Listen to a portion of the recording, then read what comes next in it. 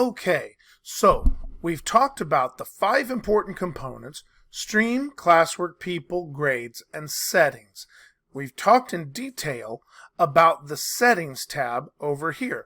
We've even to a degree talked about grades and how you're going to have to talk to your administrator, your team members, and your technical people about exactly how they want you to work grades within the system or building or even grade level that you're in.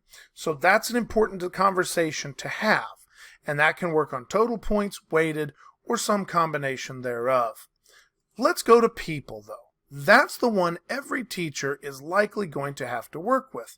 Now we've already mentioned that you can add a teacher like a co-teacher for special education, a remote learning versus in-person learning teacher, or something that you have a student who has been alternatively placed and you need to share your Google Classroom with that student's teacher so they can keep that student up to par with their peers and in the class, whether temporarily or on a longer term basis.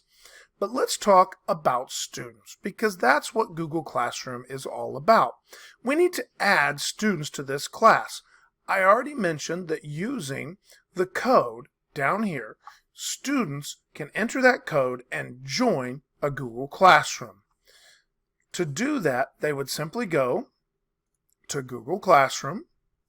They would simply go up to their plus sign, and they would join a class using that class code by putting it right in here, and that populates them into your Google Classroom. Now, obviously, I can't join my own class, so let's go back into our classroom. Another way you can add students to your classroom is this button right here. Remember, I've told you to always look for the plus sign. So if I want to join a class, plus sign. Create a class, plus sign. If I want to add students, student with plus sign. And in this case, I can type in the email for whichever students that I need to join my class. Now, in our case, we need to talk specifically about who and who cannot join. Only students in your district that have your domain name at the end are going to be allowed to join your classroom.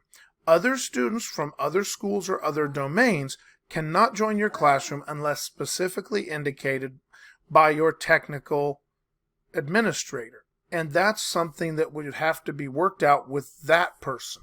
So just understand that all of your students have to have the same tail end or suffix on their email for them to join your class. But in this case, I can send an invite out, and that invite will go right to their inbox. All they have to do is click accept to join the class. No codes, just an accept. It makes it a lot easier for both parents and students at younger grades. Now, in this case, clearly it's going to have an issue because I can't join my own class. So, with that in mind, we will go with no students, but clearly as they arrive, they will populate right here. So that's our People tab. Adding teachers, adding students either in group or using the code, we can get those students into this classroom, and it works out very nicely. Okay, let's move on to another tab.